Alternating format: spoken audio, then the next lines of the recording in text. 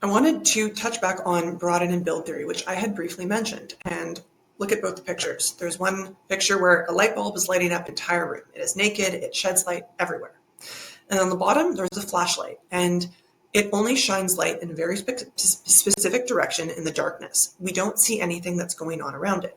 So I like to think of positive emotions and negative emotions as being associated with awareness and focus. And you can even have, obviously, focus within positive emotions, but hyper-focus to the detriment of not being able to see anything else other than your very specific goal can be not as great.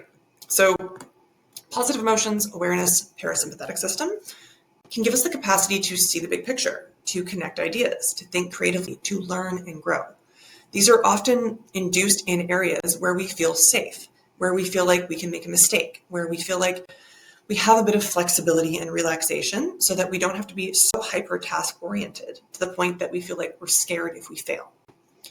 Now, negative emotions can give us hyper focus, and they put us more into the sympathetic realm of the nervous system scale of sympathetic, focus, fight, flight, freeze, fawn, versus parasympathetic, rest, digest, create, relax. And we're always somewhere vacillating between different areas, different scopes.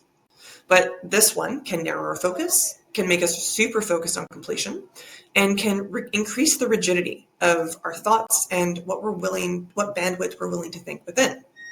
And it can actually close us off to new information and new experiences, which is not always necessarily a bad thing.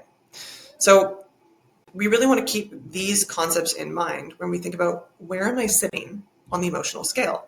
Am I sitting enough into Broaden and Build Theory where I can be creative, where I can make new things? Or am I too deep into the parasympathetic system where I'm way too focused and I'm actually missing out on crucial information because I'm diving in on this one thing that I really think is going to pay off, but maybe I'm limiting my options?